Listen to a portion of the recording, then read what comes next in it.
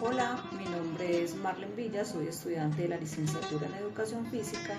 Estamos en la asignatura de Historia de la Pedagogía y el autor de quien les voy a hablar se llama Jorge Guillermo Federico Hegel. Hegel fue un filósofo alemán que nació el 27 de agosto de 1770 y murió en 1831, un 14 de noviembre, debido a una enfermedad llamada el cólera. La teoría que lo hizo reconocido fue el idealismo absoluto, la dialéctica y la dialéctica del amo y el esclavo. Pero quiero contarles un poco sobre cómo creció este filósofo. Este filósofo creció en un entorno educativo muy rígido. Él leía mucho. A los 18 años empezó su formación teológica en el seminario de una iglesia protestante. Lo que fue Platón, Sócrates, Descartes, las teorías de estos filósofos le sirvieron a él como refugio o como inspiración. En esa época el idealismo estaba muy de moda. El idealismo lo había iniciado Platón. Pero ¿qué hizo Descartes? ¿Qué hizo Hegel? Hegel cogió esa teoría filosófica y le hizo una forma más compleja. Pero, ¿qué quiere decir el idealismo?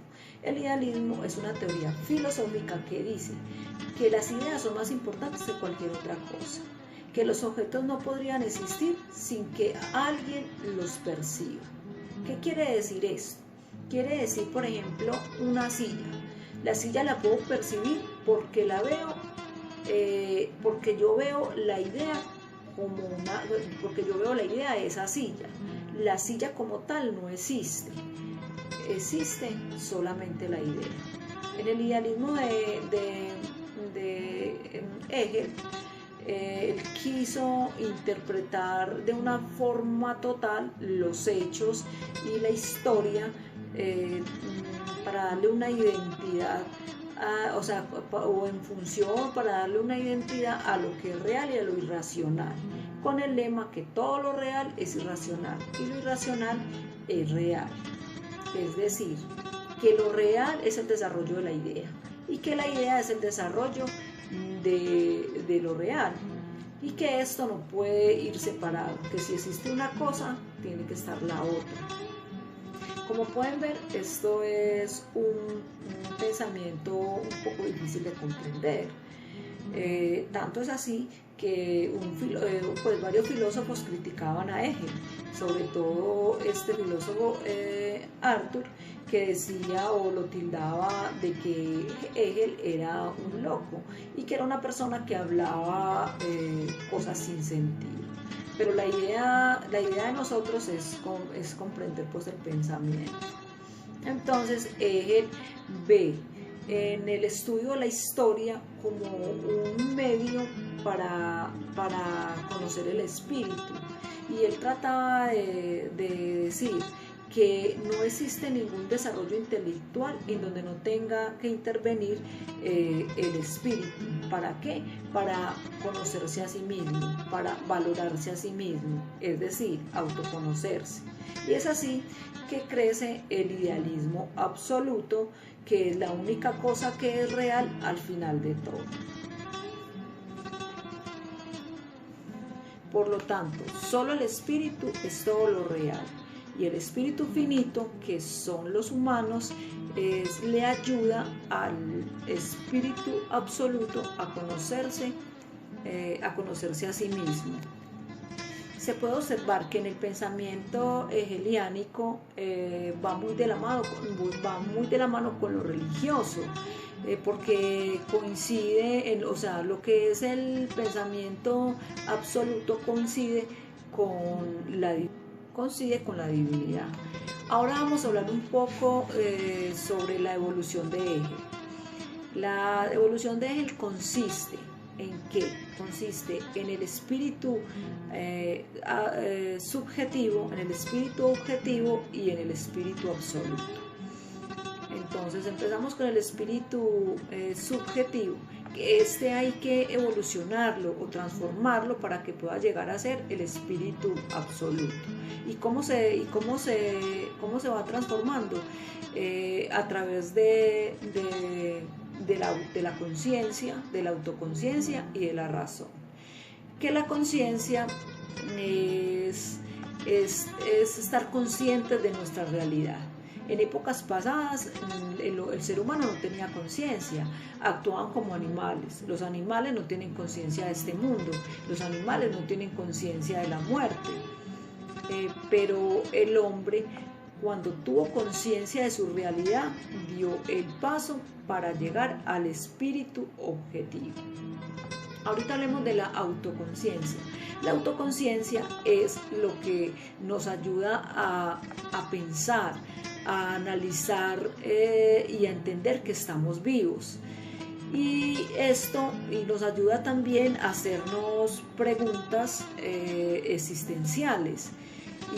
Pero esto se hace mejor a través de la razón, que la razón es la que nos ayuda a pensar o hacernos estas preguntas: ¿para dónde vamos? ¿Quiénes somos? ¿De dónde venimos? Entonces, una vez superadas estas tres fases, pasamos a la segunda fase, que es el espíritu objetivo. En el espíritu objetivo, en primer lugar, los seres humanos convivimos y nos organizamos, ¿cierto? Y esto lo hacemos a través del derecho, pero el derecho solo no puede funcionar. Entonces, ¿qué dice Hegel? Que subamos un escalón más y que miremos la moralidad, porque el ser humano actúa bajo la moralidad. Entonces, ¿qué es el derecho? El derecho es el contrato, la justicia, habla de eso. Y la moralidad habla del bien, habla del bien, de la conciencia, del propósito, del bien, de la responsabilidad, etc. Y por último tenemos la eticidad, que la eticidad es la familia, que la familia son las personas, que estas personas son la sociedad civil, y esta a su vez, la sociedad civil es el Estado, y el Estado es el que garantiza, según Hegel, la libertad o la tranquilidad o la libertad para el ser humano, para que pueda desarrollarse se pueda desarrollar tranquilamente y así poder alcanzar el espíritu absoluto. Y ya estando en el espíritu absoluto, entonces podemos contemplarnos a sí mismos. Pero ¿cómo nos contemplamos a sí mismos? A través del arte. A través del arte, que el arte es ¿qué? Es la belleza. El arte o sea, es la belleza, el modo de las artes. También es a través de la religión, que la religión son pensamientos, son sentimientos, son interpretaciones, y las filosofías. Y las filosofías son los filósofos, son unos grandes hombres que nos ayudan a pensar y que se dedican a pensar todo el tiempo. Y de ellos se sirve el espíritu para contemplarse a sí mismo. La idea clara es, el espíritu se sirve del espíritu absoluto para conocerse a sí mismo. Ahora vamos a hablar de la dialéctica. Hegel piensa que la razón es espontáneamente dialéctica. La razón apenas ha afirmado alguna cosa y ahí mismo tiende a negarla, a contradecirla, y cuando se contradice es con el fin de superarla. Es decir, es lo que Hegel denomina el movimiento del pensamiento, o el movimiento dialéctico del pensamiento, que consta de 3 etapas. ¿Cuáles son las etapas que constan? Son la tesis, la antítesis y la síntesis.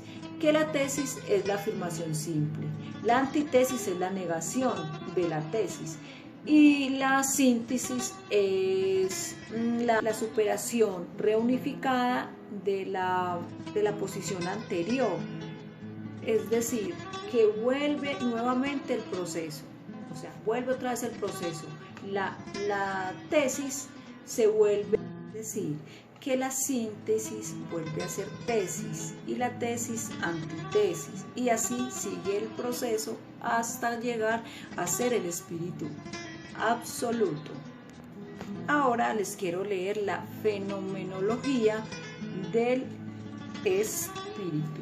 Entonces, les leo. Ejemplo. Esto es para que entiendan un poquito más lo que es la tesis, antitesis y la síntesis, ¿cierto? Que quede más claro esas fases. Entonces les leo. Ejemplo, el capullo desaparece en el romper de la flor, y así podría decirse que aquel quedó refutando por esta. Así como la flor queda convicta por el fruto de ser una falsa existencia de la planta, y el fruto como verdad de la planta pasa a ocupar la verdad de la flor. ¿Cuál sería la tesis, la antitesis y la síntesis? Entonces, la tesis sería el capullo, la antitesis sería la flor y la síntesis sería el fruto. Entonces, según Hegel, este filósofo entonces dice, estas formas no solo se distinguen, sino que se desplazan también, unas a otras por incompatibles, pero su naturaleza fluida las convierte a la vez en momentos de unidad orgánica, sino que la una es tan necesaria como la otra, y es solo esta necesidad la que empieza constituyendo la vida de un todo. Entonces, Hegel, en este texto tan sencillo, ¿qué quiere enseñar o qué quiere decir con lo del capullo, la flor y la fruta y el fruto? Él quiere decir que aunque existe una realidad a la vez, esta no es constante, sino que es cambiante. O sea, que existe esa realidad en varios momentos. Y